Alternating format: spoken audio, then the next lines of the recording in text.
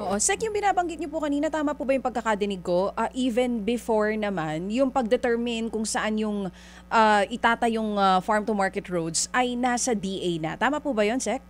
Yes, ma'am. Yes Yes, po. ma'am. Oo. So, yung mga nakita po natin na ghost projects nito diyan po under your watch, titignan po ba natin kung may pagkukulang yung ilan sa mga kawani ng DA kung bakit mayroong may mga kumakalat ngayon online na may tinayuan ng farm to market roads na hindi naman po dapat doon na itayo?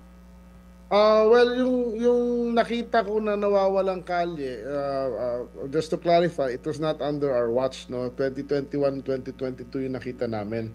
Sa 2023 to 2024, in 2024, pwede pang ongoing ngayon yun, eh, no? So, parang hindi natin pwede classify pa yun, eh. Yung 2023, wala pa kami nakikitang ganon. Oo. Halos lahat nandyan. Opo. Baka lang may kulang short lang ng 1 metro, 5 metro, mga ganon-ganon. Pero yung yung iba naman, yung iba parang dapat dinagyan ng kalye, may kalye, pero maikli kasi yung Oo. ginamit yung part ng pondo sa slope protection. So, yung mga ganun Oo. sitwasyon ang sinosort out namin ngayon. Pero yung nabanggit po na yun nga, yung mga tinayuan na dapat hindi naman doon dahil hindi naman magagamit ng mga farmers natin. Meron ako nakita nag-post sa Facebook na sa Romblon daw. Meron dito sa Bulacan. Pinapaimbestigahan ko ngayon yun. Pinapunta ko ng mga tao ngayon para to check maigi.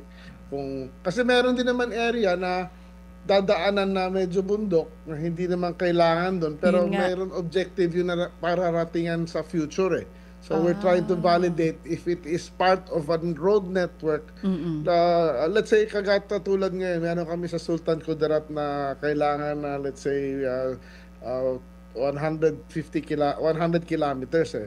Pero may dadaanan siya na portion na mga 10 kilometers na wala naman makikinabang, eh. But we need that in order to get to the farm area that we want to develop, eh. So it's not as simple as Yes, sir. Yes, sir. We understand. Opo. Bawat lugar, iba-iba ang komplikasyon nito. Go ahead, Chap. Oo. Tama po yung nabanggit nyo, Secretary, not your watch yung mga naitayo na dapat wala namang farm to market road. 2021 po yan. So may internal investigation na po kayo na ginagawa?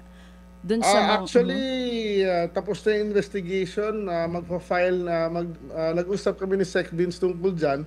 Baka by next week earliest, magpa-file kami ng formal complaint via ICI ho. Sa ating ICI. And hopefully, solid naman yung nakita namin. Ako mismo pumunta, naka-video lahat. And ICI, we're expecting ICI to already file with the ombudsman for kung sino man yung mga sangkot dyan. Involved dyan. Saang mga lugar to, Sec? Well, ang isang nakita namin is Davao Occidental. Yun medyo grabe. Then yung may Davao City rin kami nakita. Pero yung Davao City, parang yung kalahati ng kalye na yun, kalahati wala, eh. So parang medyo... Sinong proponent po nung Davao Occidental? If I remember, I just remember the company, no, na dalawang kumpanya yun, eh. Yung isa, Dicem ang pangalan, yung isa nakalimutan ko ho, eh. Okay. Sir, dito yun hong usapin ng overprice ito, yung pong isyong yun, kumpirmado na po yun ninyo, Sec? Yung mga karamihan sa mga farm-to-market roads under DA na mga proyekto na ang implementing agency po ay DPWH, talaga pong overprice? Well, depends, no? Hindi ganun nung hinimay ho namin 2 weeks ago yan, at again, review ko last week, and we came out with about 12 different definitions, eh, na ito yung nawawala, ito kulang, ito substandard, ito may pondo, pero yung pondo kalahati na nilinis, kaya kalahati na nagawa. Ganun, eh. Each one has a different situation, eh. But yung meron din siguro isa-dalawa kami nakitang overpriced na dapat isa kasi nakuha na yung pondo pero nandun yung kalye. Opo. pero walang semento. So, yung mga ganun ba ho? So, parang kung kukumpitin mo, na-overprice siya. Pero kung dinagyan naman ng semento ho yun, hindi siya overpriced. Parang ganun. Sige po. So, sir, paano po dito ang inyong pag-aalam sa bawat lugar? Halimbawa, doon ho ba sa Samar, Eastern Samar, halimbawa, nag-check na po kayo? May mga tao ho ba kayo doon? Paano ho ba ito? Yun na nga yung malaking problema namin. Ang total na kailangan namin inspection is 4,700 sites from 2021 to 2023, no?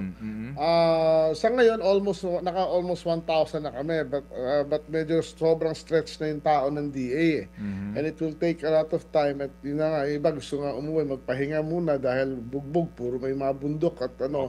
So I'm trying to set a meeting with Secretary Gibo before Wednesday next week. We might ask the Army engineers to assist us, no? Kailangan lang namin is a phone with yung GPS coordinates para maka-geotag na may bigay sa amin para to identify meron ba o wala, or see the general condition, then we can zoom in and parang prioritize. Mga kapatid, brothers and sisters, saan ka pa? Dito na tayo sa totoo.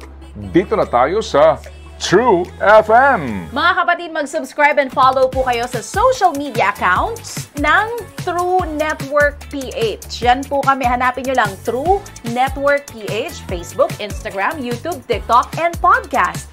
Mapa-Apple or Spotify man yan, mahahanap nyo kami. Lahat ng mga napapanood at napapakinggan nyo po sa programa, nasa social media accounts namin yan. So, paano mga kapatid? See you sa social media!